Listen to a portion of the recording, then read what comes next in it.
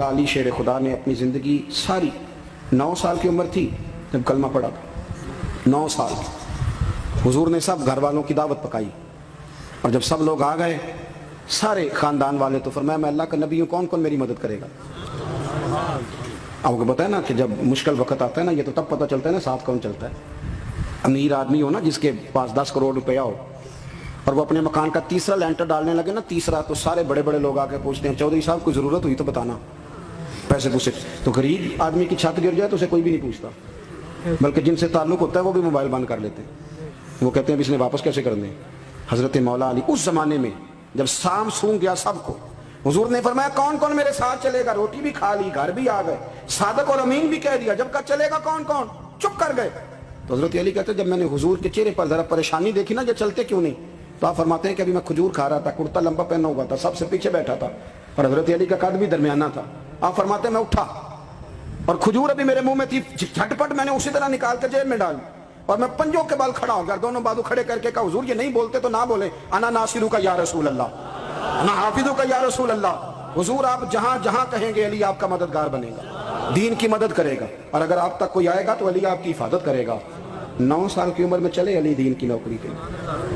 फिर बदर में भी पहली सफ में, ओहद में भी पहली सफ में, खंदक में भी पहली सफ में। एक जंग में हुजूर ने कहा अली तू रह जा, इस दफा रह जा। तो अर्ज की, रो पड़े हजरत अली, दलेर आदमी थे, रो पड़े। कहने लगे हुजूर आप मुझे बच्चों और औरतों के पास छोड़ के जा रहे हैं, हुजूर मुझे ले चले, मैं मैदान का जिंदगी सारी गुजार दी, सारी जिंदगी गुजार दी। अपने जमाने में आपस का इख्तलाफ भी देखा, सारी जिंदगी शेर खुदा ने दीन को दे दी। कूफे की जामे मस्जिद में 21 रमजान को जब हजरत अली को खंजर लगा ना, तो तारीख में जुमला महफूज है, खंजर लगा ना जब, वो 9 साल की उम्र में यारी लगाई, 63 साल उम्र हो गई। जब खंजर लगा तो कहने लगा फुज तू बे रब्बिल काबा, मुझे रब्बे काबा की कसम आज कामयाब हो गया हूँ। पानी परन सहेलियां ते रंगा रंग कड़े, असी परया उस दा जानिए जिस दा तोड़ चढ़े। कहा देखो भाई मैं आज कामयाब हो गया, मैं कामयाब हो गया। वो जो मैंने कहा था हुजूर मैं साथ रहूंगा, ते लै सजना सा तोड़ निभाई, जान दिती राह तेरे, दे दिया, हर चीज दीन को दे दी। कौन सी प्रॉपर्टी छोड़ के गए पीछे, कौन सा निजाम बना के गए। इमाम हसन भी शहीद हुए, पता है आपको। इमाम हसन का भी दिन मनाना चाहिए कि नहीं, उनके यौम विसाल पे भी कुछ जलसा कर लिया करो, बड़े हैं इमाम हुसैन से। जिधर सारा जमाना चलता है उधर चल पड़ते हो। हदीस में जहां जहां नाम आया ना, पहला इमाम हसन का है, दूसरा इमाम हुसैन का है, और इमाम हुसैन के अपने जुमले हैं। फरमाते हैं मेरा भाई नहीं, मेरा इमाम भी है, मेरा इमाम भी है। और आप फरमाया करते थे मैंने बड़ी चीजें उस हसन से सीखी हैं। जो उन्होंने सीखा एक बताऊं उसमें से, कुछ लोग थके थके हैं आप में से, हालांकि मैं तो ज्यादा सफर करके आया हूँ। अर्ज करूं जो उन्होंने सीखा है, सुनो। इमाम हुसैन खुद बताते हैं, फरमाते हैं कि अब मेरे भाई ना इमाम हसन अपनी एक बीवी को तलाक देना चाहते थे, इख्तलाफ शदीद हो गया, बात तलाक तक आ गई। मुझे पता चला तो मैं पहुंचा, मैंने कहा भाईजान क्या इख्तलाफ है भाभी से, सुना तलाक देने लगे। फरमाया हाँ तलाक दे दूंगा। चली गई है मेके, फरमाया बताएं गलती क्या, क्यों दे रहे हैं। तो इमाम हसन फरमाने लगे हुसैन आपने कुरान नहीं पढ़ा। मैंने कहा जी पढ़ा है, बताएं। कहने लगे अल्लाह फरमाता है हुन्ना लिबासुल लकुम व अंतुम लिबासुल लहुन, मर्द औरतों का लिबास है, औरतें मर्दों का लिबास है। फरमाया मेरी बीवी में कोई कमजोरी होगी तो मैं पर्दा डालूंगा कि दुनिया को बताऊंगा। इमाम हुसैन कहते मैंने उठ के भाई का हाथ चूमा, मैंने कहा आयत मैंने पहले भी पढ़ी थी, तफसीर आज समझ में आई है, तफसीर आज समझ में आई है, मेरे बड़े भाई ने समझाई है, समझ में आई। कहते हैं कुछ दिनों के बाद इमाम हसन ने बीवी को तलाक दे दी। मैं फिर आया और मैंने कहा मेरे शानों वाले भाई आप भी बता दें क्या मसला था। तो कहते मेरा माथा चूमा मेरे बड़े भाई ने और कहने लगे हुसैन छोड़, वो गैर महरम बीबी है, मैं किसी गैर की बातें तेरे साथ क्या करूं, तलाक दे दी, गैर महरम हो गई, अब उसका जिक्र क्या छेड़ना। कहते मैं समझ गया कि मेरा भाई कुरान की उस रूह को जानता है जो हुसैन तक भी पहुंच रही है। भाइयों इमाम हसन रदी अल्लाह तआला अन्हु, आपको पता है ये कायनात का वो अजीम शख्स है, हसन इब्ने अली, वो अजीम हस्ती है जिसने ताज छोड़ दिया, तख्त छोड़ दिया, पर नबी पाक की उम्मत को जोड़ दिया। नबी करीम ने इनको अपने साथ बिठा के कहा था, सही बुखारी में मौजूद है, कहा ये मेरा बेटा हसन सैयद है, या मुसलमानों की 2 जमातें लड़ेगी तो ये सुलह कराएगा।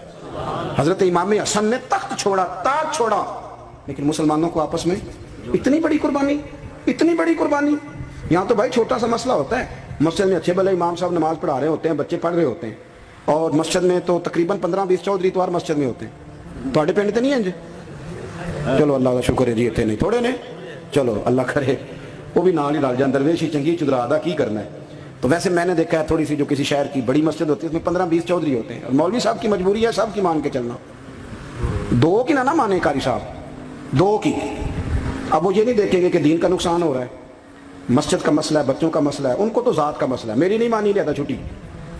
وہ خدا کے بندو، ہم 2 منٹ کے لیے چدراہٹ نہیں چھوڑتے، دین کا نقصان کر دیتے ہیں۔ امام حسن نے پوری حکومت چھوڑ دی، پوری حکومت۔ اتنا بڑا سخی کم آپ کو ملے گا جو سخاوت کرے اور نبی کی امت کو بچائے صلی اللہ ہو۔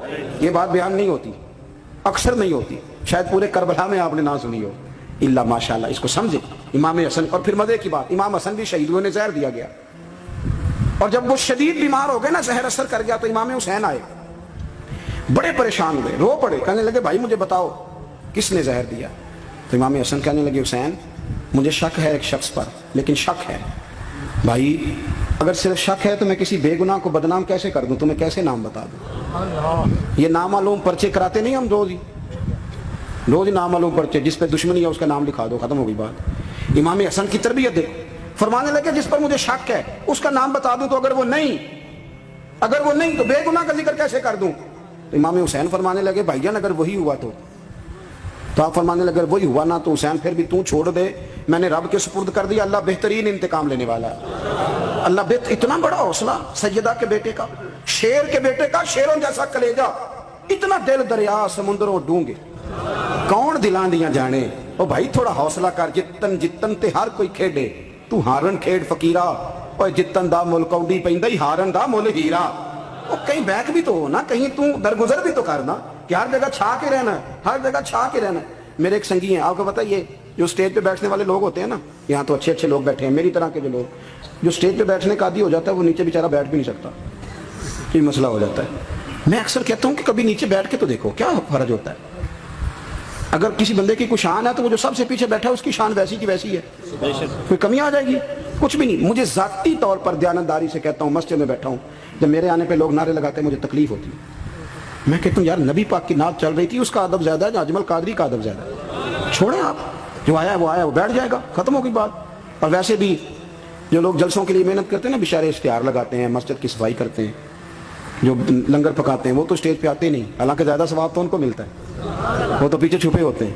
میں کئی دفعہ مجھے پتہ چل گیا نا اس کارکن نے زیادہ کام کیا اس جلسے کے لیے، تو میں اس کے کان میں کہتا ہوں میرے لیے بھی دعا کری، اس لیے کہ تو نے محنت کی ہے، تیرا اجر اور ہے۔ ہم تو شان سے آئے بیٹھے اور چھٹی کر گئے۔ بھائی تھوڑا پیچھے بھی دیکھے، نبی کریم کے پورے خاندان کی قربانیاں، پورے خاندان۔ دوپہر کو کھانا نہ پکاؤ تو ہمارے بچے موبائل توڑ دیتے ہیں، اور شام کو مرضی کا نہ پکاؤ تو واک آؤٹ کر جاتے ہیں، کہتے ہیں لے آؤ پیسے پھر برگر لے آئیے۔